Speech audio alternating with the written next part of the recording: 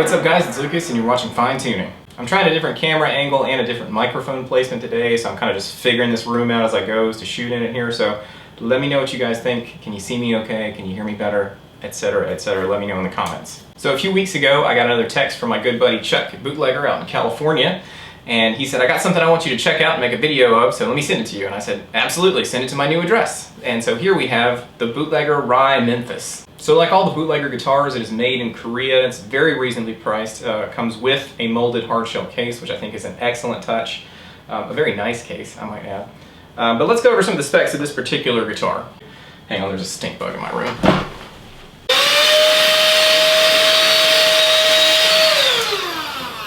Joys of living in the country.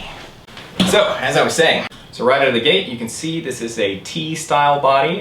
It's a classic design. If it ain't broke, don't fix it. But we have improved on it, I think, a little bit here. So we have kind of a gentle arm roll off right here. It's very subtle, it's kind of hard to see, but there is a gentle roll right here where the arm goes.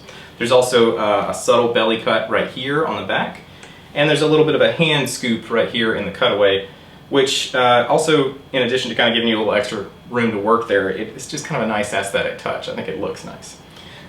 So the body is a maple top. It's an actual, it's not a veneer, it's a thick, plain maple top. In fact, I would say it's about maybe 3/8 of an inch thick. You can see that in the F-hole here, the thickness of the top. And speaking of which, it is a semi-hollow guitar, which you can see from the F-hole. The back of the body is made of Polonia, which I'm not terribly familiar with. I've seen a few guitars made out of, but it's very lightweight and it's got a beautiful grain pattern and it's really nice. And then if we move to the pickups here, we've got a big HSH switching rig, so that's humbucker, single humbucker. A 5-way blade switch to do the classic 5-way blade switch thing. We've got a master volume and a master tone. The master tone is a push-pull, so that splits the bridge and the neck pickups if you want that split coil sound. Moving on to the neck, we have a 4-bolt maple neck. It has binding around the fingerboard. It's this 2-piece maple neck, actually 3-piece because it has a scarf joint as well, but it's a really nice hard piece of maple. With a maple fingerboard, you got black dot inlays. This neck is actually a 24 3/4 inch scale neck. You would kind of maybe expect a 25.5 inch scale neck on this style guitar, but it's a 24 3/4, which to me makes it just play a little nicer, a little easier to bend. It's my personal preference. It also has a 16-inch radius, which is a good bit flatter than like a Fender or a Gibson style neck, which is very cool. You have a tilt back headstock, which is a nice improvement, as well as 3-on-3 here with a really straight string pull through the nut, so your tuning is terrific, which is excellent. Grover tuners, again, very nice touch. So, I don't know, it's just a really high-end looking and feeling guitar, and it's got all of the important stuff in it already. You can kind of, this is a guitar you could sort of tweak and modify to your liking with little things, but all of the bones, this is really good bones. I mean, this is a great kind of gigging guitar. So let's check out some of the sounds. Alright, so I'm going to start on the clean channel of my Blue Guitar Amp 1 Iridium Edition. I'm running into my Fat Cab over there off the screen. It's just got a single SM57 microphone on it, so just, you know, kind of in the room sound. And we'll start with the bridge pickup and humbucking, and I'll go through all of the pickup settings and you can hear what it sounds like.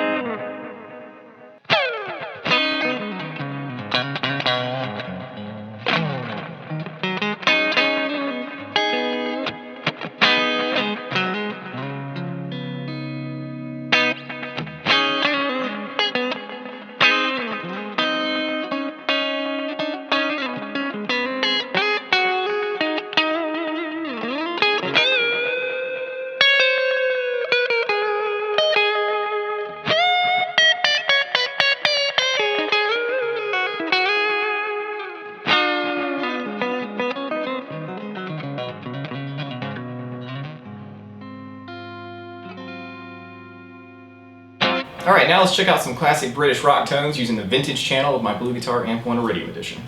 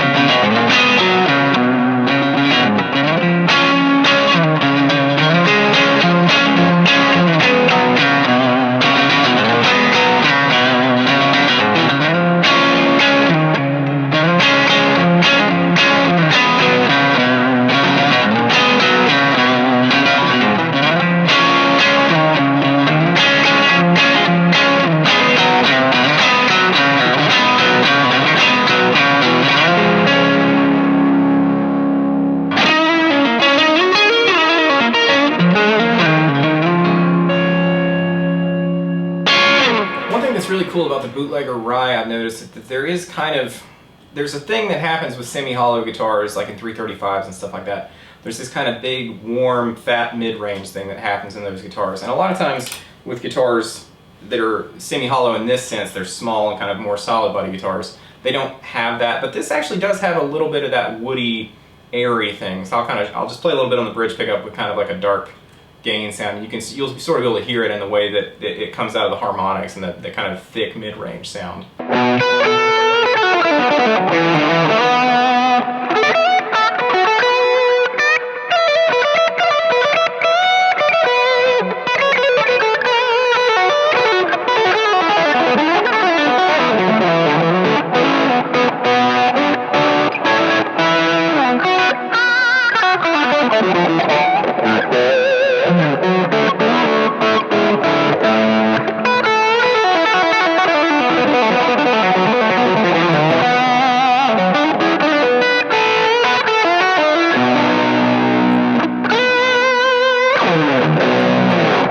Now I have to say, when I was first checking the guitar out, a lot of those other sounds I kind of would have expected out of this guitar. What I didn't expect out of this guitar was its propensity for metal. I was just really floored by something so traditional looking being very aggressive sounding in a gain setting. So I've tuned it down to drop D, and here's just some kind of random metal riffage. But you can hear, I mean, it's just thunderously tight, and it's just squealing harmonics. I mean, like, you could absolutely just do some seriously aggressive metal stuff with this.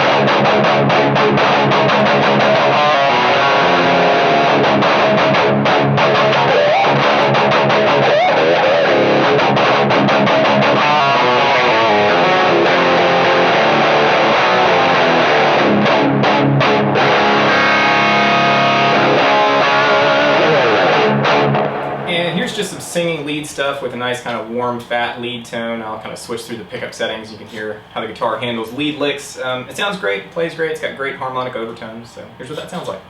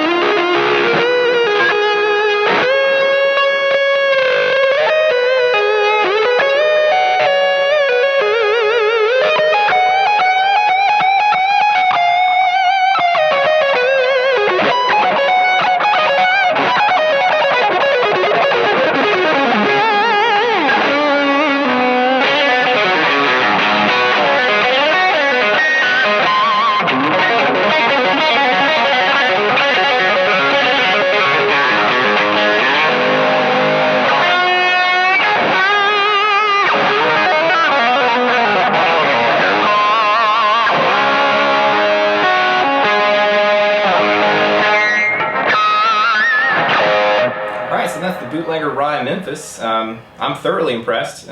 Price point withstanding, it's just a really good guitar. And the fact that it's, like $800 with a hard case is just even better. But I mean, even outside of that, if I just picked this up in a music shop somewhere, I would be impressed. And I think probably one of the most impressive things to me, I mean, the versatility is really, really cool to be able to get all those different sounds from, you know, chicken picking all the way to just, you know, absolutely gnarly metal riffs. You can do all that. But also, I tend to find that with guitars like this that are semi-hollow, but they're solid body size guitars, I tend to think that there usually is no semi-hollow quality to it other than it's maybe a little lighter or something. It's inaudible to me. But this one, I can hear this semi-hollow thing in the harmonics, and there's a kind of a mid-range. If you played a 335 or something, you know what I'm talking about. There's a thing that it does. And it's also receptive in a nice way to feedback. If you have enough volume, you can start to hear it resonate inside the guitar. Not in a microphonic way, but the kind of like Ted Nugent, you can grab a note and wail on it sort of way, which is pretty cool. And the lightweight is a nice touch too. It's probably 7.5 pounds. So this is a good example of if you're playing in one of those bands that does, you know, weddings where you're doing a ton of top 40 stuff with all different genres, or you're playing a band that does decades worth of music from the 60s to the 2000s or something like that, you need a whole bunch of different sounds. This guitar would be perfect for that because it's got this massive pickup rig that you could just do all kinds of stuff with. And then on top of that, it's very affordable. It's very lightweight, so you can play it for 3 hours or whatever. This would be a great investment for the gigging musician, I guess is what I'm saying.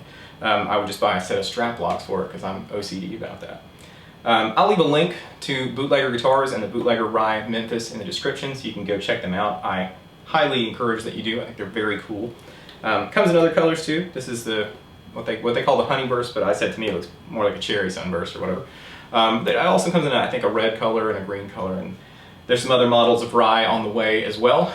So go check them out. Let me know what you guys think in the comments of the guitar, the color, the tone, how the video looks, because I'm still trying that out in this room here. And until next time, I'll catch you later.